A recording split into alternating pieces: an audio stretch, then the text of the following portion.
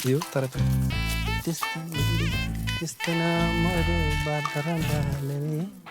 സത്യത്തിലാരും ഇതെന്താ ഡേ നീ പുളിഞ്ചിക്കെല്ലാം കൂടെ പറിച്ച് എവിടെ കൊണ്ടുപോണേ? എവിടെ കൊണ്ട് കളയാൻ പോണേ? കളയാൻ പോവല്ലേട്ടാ, ഇത് അച്ചാറാണല്ലോ. അച്ചാറിടാൻ? ആ എന്താന്ന് അച്ചാറ്? പുളിഞ്ചിക്ക് അച്ചാറ്. എന്തിന്? ഞങ്ങളുടെ സ്കൂളിലെ ഗെറ്റ് കുതിരുണ്ട്, അപ്പൊ അതിന് വേണ്ടി അച്ചാറിടാൻ കൊണ്ടുപോകാൻ വേണ്ടിട്ട്. സ്കൂളിലെ ഗെറ്റ് കുതിരുന്ന ആരെങ്കിലും അച്ചാറുണ്ടോ? പോടാ അവിടെ നിന്ന്. ആര് പറഞ്ഞു? എന്റെ പൊന്നേട്ടാ, നമ്മൾ സ്കൂളിൽ പഠിക്കുമ്പോഴേ അച്ഛമ്മ നമുക്കൊരു അച്ചാറിട്ട് തരത്തില്ലായിരുന്നോ? ആ, അതുണ്ടാക്കാൻ വേണ്ടിട്ടാ. അതിപ്പോ അച്ഛമ്മ ഇവിടെ ഇല്ലല്ലോ. അച്ഛമ്മ ഇവിടെ ഇല്ലല്ലോ, പിന്നെ നീ ഇങ്ങനെ അച്ചാറുണ്ടാക്കും? അമ്മ ഉണ്ടാക്കി തരും. ഞാൻ കാര്യം പറയട്ടെ. എന്ത്?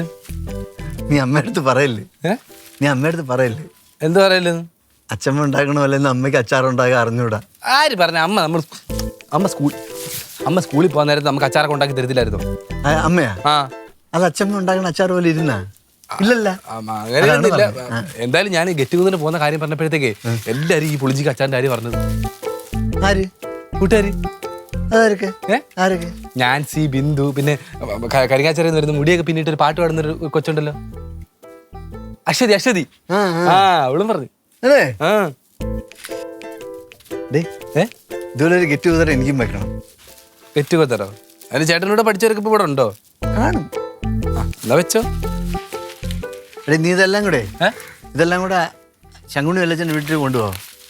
അച്ഛമ്മ അവിടെ ഉണ്ട്. അച്ഛമ്മ വെച്ച് തരും നല്ല അച്ചാർ, തേൻ വരിക്ക. ചേട്ടാ, ഞാൻ അമ്മയടുത്ത് പറഞ്ഞു, അമ്മ ഉണ്ടാക്കി തരാന്ന് പറഞ്ഞ്.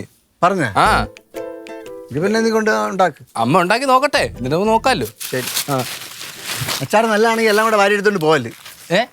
അച്ചാർ നല്ലതാണെങ്കിൽ എല്ലാം കൂടെ വാരി എടുത്തോണ്ട് അങ്ങ് പോവല്ലോ. ആലോചിക്കുക, ഇതെന്ത് ബുക്കൊക്കെ ആയിട്ട്. പലവട്ടം പൂക്കാലം വഴി തെറ്റിപ്പോയിട്ടൊരു മനസ്സിലായി. പ്രിയമുള്ളൊരാളാരോ ഉണക്കക്കമ്പ ഒടിഞ്ഞു പാറി പറന്നു പൂങ്കുയിലൊന്നു പാറി പറന്നു.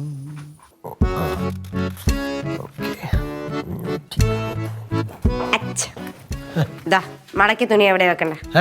മടക്കി തുണി എവിടെയാ വെക്കണ്ട അച്ഛന്റെ? അയ്യോ, ആരെങ്കിലും ഒക്കെ നോടി പറഞ്ഞേ, എന്റെ കൊച്ചിന് എന്തോന്നാ പറ്റിയേ? എന്ത് പറ്റി അച്ഛാ? എന്ത് പറ്റി? അല്ല, നീ സാധാരണ ഇങ്ങനെ മുണ്ടത്ത് മടക്കിക്കൊണ്ട് വരാറില്ല, അതുകൊണ്ട് പറഞ്ഞതാ. ഓ, കളിയാക്കണ്ട. അയ്യോ, കളിയാക്കിയതല്ല മോളെ. എന്റെ പൊന്നച്ഛാ, ഈ തുണി മടക്കി വെക്കാൻ നാത്തു ഒന്നും ഇവിടെ ഇല്ല. മടക്കി വെച്ചില്ലെങ്കിൽ അമ്മ ഇവിടുന്ന് പച്ചവെള്ളം പോലും തരത്തില്ലെന്ന് പറഞ്ഞു. അതെന്തായാലും നന്നായി, എന്തായാലും കൊണ്ടുവന്നല്ലോ. കൊള്ളാം. എല്ലാം നന്നായിട്ടൊക്കെ മടക്കി വെച്ചിട്ടുണ്ടല്ലോ. താങ്ക്സ്. അയ്യോടി മോളെ, ഇത് 2 മുണ്ടേ ഉള്ളൂ. അതിനകത്തില്ലേ? ഇനി ഒരു കസവ് മുണ്ട് കാണാനില്ല. എനിക്ക് സുമ എടുത്തിട്ടുണ്ടാവും. സുമ എടുത്തിട്ടുണ്ടെങ്കിലേ അവന്റെ കൈ ഞാൻ നേരത്തെ പറഞ്ഞു, അവന്റെ മുണ്ടെടുത്തിട്ടുണ്ടെങ്കിൽ ചാണകത്തി മുക്കുന്നു. അമ്മേനോട് പറയുന്നുണ്ടായിരുന്നു കസവ് മുണ്ട് അച്ഛന്റെ എവിടെ കാണും ഇരിപ്പുണ്ടോന്ന്. അതവിടെ പറഞ്ഞോണ്ടിരിക്കുള്ളൂ. എടി, അന്നേ അവൻ ആ ഡെണ്ടിക്കലിന്റെ പെണ്ണിന് എന്റെ യൂണിഫോം ഇട്ട് ഫോട്ടോ അയച്ചു കൊടുത്തില്ലേ, അന്നേ ഞാൻ തീരുമാനിച്ചത് എന്റെ ഡ്രസ്സിന്റെ 7 അയലത്ത് പോലും അവനെ അടിപ്പിക്കരുത്. അത് തന്നെ വേണം. പിന്നെ നല്ല കൊടുക്കണം. പിന്നെ ഇതെന്തു വച്ചാ? അതൊന്നുമില്ല. എടുത്തേ. എന്തുവാ അത്? മറ്റേ വളം വാങ്ങിച്ചതിന്റെ കണക്കാ. വളത്തിന് പെൻഷൻ ഉണ്ടോ ഇപ്പം? വളത്തിന് പെൻഷൻ ഉണ്ടോ? നീ എഴുന്നേറ്റ് പോയേ. പറയാം. വേണ്ട, നോക്കണ്ട. മോളെ കാണേണ്ട വിധത്തിൽ ഒന്ന് കാണാം. ഓ, കണ്ടോളാം. ഒരേ ഒരു മോളല്ലേ ഉള്ളൂ. അച്ഛനെ ഏറ്റവും ഇഷ്ടം തന്നെയല്ലേ?